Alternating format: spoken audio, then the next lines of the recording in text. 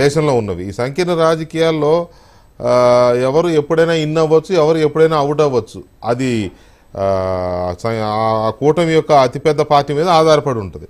So ఈ factor చాలా కీలకంగా చర్చ ఉందండి జనంలో. అందువల్లనే జగన్మోహన్ రెడ్డిని మీకు ఉండొచ్చు బలంగా, అతన్ని రాజకీయంగా లేకుండా చేయాలని మీకు అనుకోవచ్చు, కానీ బీజేపీ సహకారం లేకపోతే యూ కాంట్ కదా. అదే మాట్లాడుకుంటున్నారు అందరూ, ఈడీ కేసులు, సిబిఐ కేసులు అది గురించి. సో దీని మీద ఏమైనా క్లారిటీ ఉందా మీకు?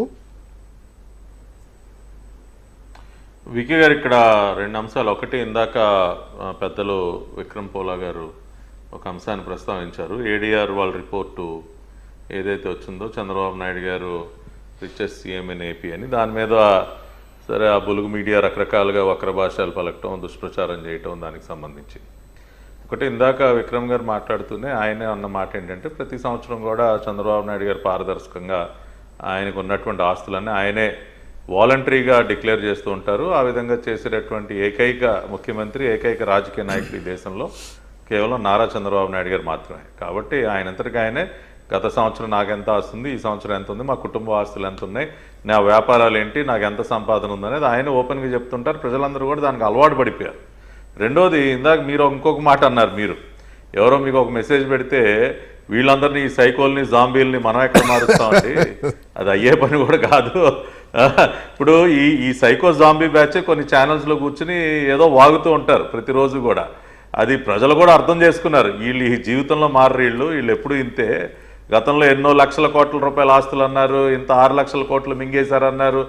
అదే పనిగా ప్రజలు ఎంత చీకొట్టినా కూడా ఇంకా సిగ్గు లేకుండా ఆ పనే చేస్తూ ఉంటారు. కాబట్టి ఖచ్చితంగా, కాకపోతే ఒకటి విక్రమ్ గారు చెప్పిన దానిలో పాజిటివ్గా మేము తీసుకోవాల్సింది ఏంటంటే, ఏదన్నా సరే ఈ అంశం కాకుండా ఇదంటే ఇది పాత చింతకాయ పచ్చడి అయిపోయింది అనుకోండి, పదే పదే అదే వాగుతూ ఉంటారు. బట్ ఏదన్నా అటువైపు నుంచి వచ్చినప్పుడు ఖచ్చితంగా మా అధికార పార్టీలో ఉన్న మాకు దానికి ధీటుగా స్పందించాల్సినటువంటి బాధ్యత మా మీద ఉంటుంది. ఖచ్చితంగా ఆ రకంగా మేము చేస్తాం విక్రమ్ గారు, దానిలో ఎటువంటి అనుమానం లేదు. రెండోది, ఇక భారతీయ జనతా పార్టీ విషయానికి వస్తే, ఇందాక శ్రీరామ్ గారు కూడా కొన్ని మాటలు మాట్లాడారు, మీరు కూడా ప్రస్తావించారు.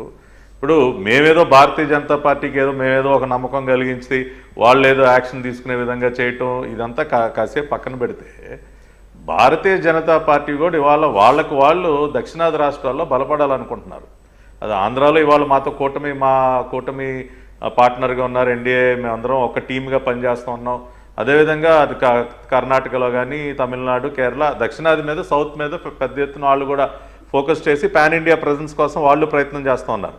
కాబట్టి ఇవాళ ఆంధ్రప్రదేశ్లో మా కూటమి ఎన్డీఏ, ఇప్పుడు మా కూటమి 10 కాలాల పాటు ఇదే విధంగా ఉండాలి. భారతీయ జనతా పార్టీ, జనసేన, టీడీపీ 3 పార్టీల కలయిక ఇదే విధంగా ఇంకో 10 కాలాల పాటు కొనసాగాలి. 3 పార్టీలు కలిసి ఈ ప్రభుత్వాన్ని నడపాలి అన్న ఎజెండా ముందుకు సాగాలంటే భారతీయ జనతా పార్టీ మీద కూడా ఆ బాధ్యత ఉంటుంది. ప్రజల ఆకాంక్షలు, 3 పార్టీల కలయికని ఎందుకు ఆశీర్వదించారు ప్రజలు, కొన్ని పనులు చేపడతారని చెప్పి. ఈ 3 పార్టీల్లో ఉన్న ముగ్గురికి కూడా కొన్ని బాధ్యతలు ఉన్నాయి, ఎవరి పరిధిలో వాళ్ళు చేయాల్సినటువంటి పనులు కొన్ని ఉన్నాయి. ఇవాళ చంద్రబాబు నాయుడు గారు తెలుగుదేశం పార్టీ అధినేతగా, పార్టీ ఈ రాష్ట్ర ముఖ్యమంత్రిగా రాష్ట్రాన్ని అభివృద్ధి పదంలో ముందుకు నడిపించాలి, ఉద్యోగ అవకాశాలు కల్పించాలి, పెట్టుబడులు తీసుకురావాలి. అవన్నీ ఒక ఎత్తు అయితే, కేంద్రం పైన ఉన్నటువంటి ప్రజల ఆకాంక్ష ఏంటి? కేంద్రం రాష్ట్రానికి చేయాల్సినటువంటి సహకారాన్ని చేయడంతో పాటు వాళ్ళు చేయాల్సినటువంటి కొన్ని పనుల్లో జగన్మోహన్ రెడ్డి పైన తీసుకోవాల్సినటువంటి చర్యలు కూడా ఉన్నాయి.